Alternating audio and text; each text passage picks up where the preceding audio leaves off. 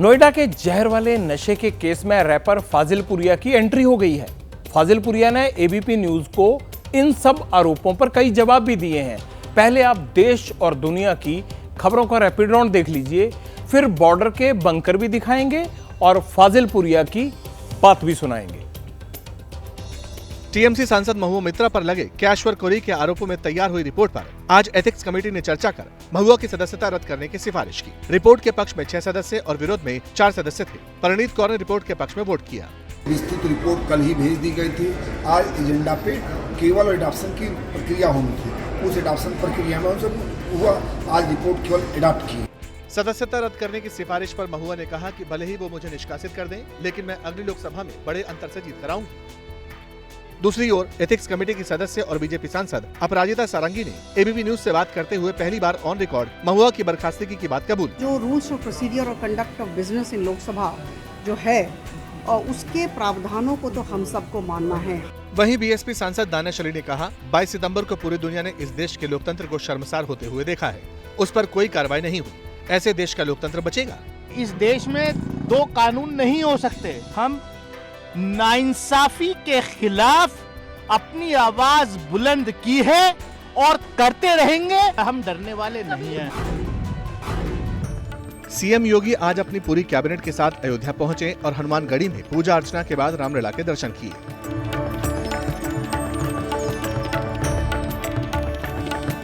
पूजा पाठ के बाद सीएम योगी ने कैबिनेट की अहम बैठक की, जिसमें 14 प्रस्तावों पर मुहर लगाई गई। सीएम योगी ने बताया कि अयोध्या में 178 परियोजनाएं चल रही हैं। अयोध्या को सोलर सिटी के रूप में विकसित किया जाएगा। श्री राम जन्मभूमि दर्शन का सामूहिक रूप से सौभाग्य पूरे मंत्री कैबिनेट को प्राप्त हुआ।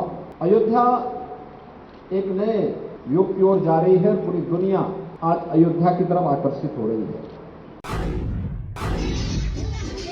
तेलंगाना में विधानसभा चुनाव का प्रचार जोरों पर है। बीआरएस के अध्यक्ष केटीआर आज प्रचार करने और प्रत्याशी जीवन रेड्डी के नॉमिनेशन में शामिल होने निजामाबाद पहुंचे थे। उनका चुनावी रथ तेजी से सड़क पर दौड़ रहा था, लेकिन अचानक ही ब्रेक लगे और गाड़ी की छत पर खड़े केटीआर बाकी नेताओं के साथ गिर गए।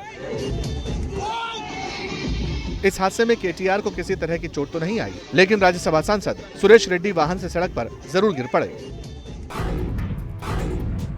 पद्मराजन इस बार तेलंगाना में गजवेल विधानसभा से सीएम केसीआर के खिलाफ निर्दलीय उम्मीदवार के रूप में मैदान में उतरे हैं। इलेक्शन किंग के नाम से मशहूर पद्मराजन देश भर में अब तक 236 चुनाव लड़ चुके हैं। इनमें कर्नाटक, यूपी और दिल्ली जैसे राज्यों में स्थानीय निकायों से लेकर राष्ट्रपति तक का चुनाव शामिल है। पद्मराजन ने साल 1988 में तमिलनाडु के मेढर से पहली बार चुनाव लड़ा था और उसके बाद से ये सिलसिला जारी है। पद्मराजन का दावा है कि 236 चुनाव लड़ने में वो अब तक 1 करोड़ रुपए खर्च कर चुके हैं। यूपी के मेरठ में समाजवादी पार्टी के विधायक अतुल प्रधान से एक डॉक्टर इतने डर गए कि कैमरे पर फूट फूट कर रोने लगे। डॉक्टर संदीप गर्ग अपना काम तक छोड़ने को तैयार है। मैं उनसे डरता हूँ और डर का जो माहौल है इस पे हम काम नहीं कर पाए। मैं अब नहीं कर सकता हूँ, मुझे हार्ट अटैक हो जाएगा अगर वो इस तरह से करते रहे आगे भी। तो दरअसल मेरठ के न्यूटिमा अस्पताल पर एक मरीज ने सॉल्ट की जगह विशेष कंपनी की दवाई लिखने का इल्जाम लगाया था, जिसके बाद विधायक अतुल प्रधान अस्पताल पहुंचे और जमकर हंगामा किया। डॉक्टर और अस्पताल प्रशासन की शिकायत के बाद विधायक अतुल प्रधान पर केस दर्ज किया गया। गाजियाबाद पुलिस ने शुरुआती जांच में प्रसिद्ध कवि कुमार विश्वास के इल्जामों को गलत बताया है। कुमार विश्वास ने कल आरोप लगाया था कि गाजियाबाद में उनके काफिले पर अज्ञात शख्स ने हमला किया था। दूसरी ओर जिन डॉक्टर पल्लव वाजपेयी के साथ कुमार विश्वास के सुरक्षा कर्मियों का विवाद हुआ था, उन डॉक्टर साहब ने भी इंदिरापुरम थाने में अज्ञात लोगों के खिलाफ एफआईआर दर्ज कराई है। डॉक्टरों का इल्जाम है कि कुमार विश्वास के सुरक्षा कर्मियों ने उनके साथ मारपीट की थी। आईआईटी बीएचयू की छात्रा के बयान दर्ज होने के बाद मामले में नया मोड़ आ गया है। पुलिस ने अब इस केस में सामूहिक दुष्कर्म और इलेक्ट्रॉनिक साधनों के जरिए यौन उत्पीड़न करने की धारा बढ़ा दी है। दरअसल आईआईटी बीएचयू की छात्रा के साथ 1 नवंबर की रात करीब 1:30 बजे करमन बीर बाबा मंदिर से कुछ दूर बाइक सवार 3 युवकों ने अभद्रता की थी। छात्रा को निर्वस्त्र कर उसका वीडियो बनाया और सोशल मीडिया पर वायरल करने की धमकी भी दी थी, जिसके बाद बीएचयू में जमकर हंगामा हुआ था। रश्मिका मंदाना के फेक वीडियो का मामला अभी शांत नहीं हुआ था कि अब भारतीय क्रिकेटर शुभमन गिल और सचिन तेंदुलकर की बेटी सारा का डीप फेक सोशल मीडिया पर वायरल है। फोटो को आर्टिफिशियल इंटेलिजेंस के जरिए इस तरह से एडिट किया गया ताकि वो एकदम ओरिजिनल लगे। दरअसल इंस्टाग्राम पर सारा तेंदुलकर ने अपने भाई अर्जुन के साथ ये फोटो शेयर की थी, लेकिन अर्जुन की जगह शुभमन का फेस लगाकर फोटो को वायरल कर दिया गया। देश में आर्टिफिशियल इंटेलिजेंस का गलत इस्तेमाल चिंता का विषय बना हुआ है। भारत में दीपावली की तैयारी के बीच उसकी रोशनी विदेशों में भी नजर आ रही है। अंधेरे पर प्रकाश की विजय के पर्व की धूम कई देशों में है। ब्रिटेन के पीएम ऋषि सुनक और उनकी पत्नी अक्षता मूर्ति ने दीपावली से पहले अपने सरकारी आवास पर रंगारंग कार्यक्रम का आयोजन किया। 10 डाउनिंग स्ट्रीट पर हुए इस कार्यक्रम में सुनक परिवार समेत उनके ऑफिस के कर्मचारी शामिल हुए। इस दौरान पीएम सुनक ने दुनिया भर में हिंदू समुदाय के लोगों को दीपावली की शुभकामनाएं भी दी। रोबोट तकनीक इंसान को सहूलत दे रही है, लेकिन यही रोबोट इंसान की जान का दुश्मन बन जाएगा, ऐसा किसी ने नहीं सोचा था। दरअसल दक्षिण कोरिया में एक व्यक्ति को रोबोट ने कुचलकर मार डाला। रिपोर्ट कहती है कि एक वेयरहाउस में काम कर रहा रोबोट मिर्च से भरे बॉक्स को शिफ्ट कर रहा था। इस काम में कर्मचारी भी उसके साथ लगा हुआ था, लेकिन अचानक रोबोट का सेंसर खराब हो गया और रोबोट अपनी सुध-बुध खो बैठा। रोबोट ने बक्से की जगह कर्मचारी को ही जकड़ लिया। अस्पताल में इलाज के दौरान कर्मचारी की मौत हो गई। अमेरिका के टेक्सास में केमिकल प्लांट में हुए धमाके के बाद अफरा तफरी मच गई। आग के बाद प्लांट से निकला धुआं आसमान में दूर से ही नजर आ रहा था। हवा में केमिकल फैलने के खतरे को देखते हुए आसपास के इलाकों और स्कूलों को खाली कराया गया।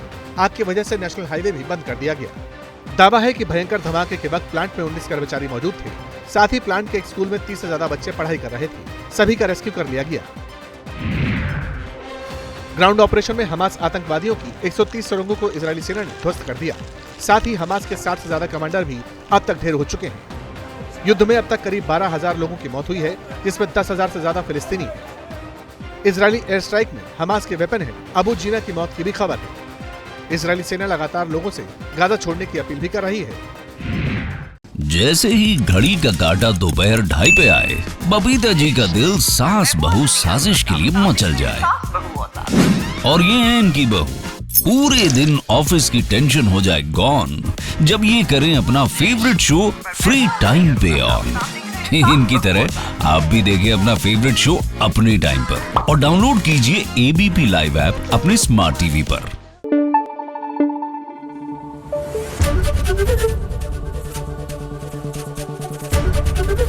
एबीपी न्यूज आपको रखे आगे।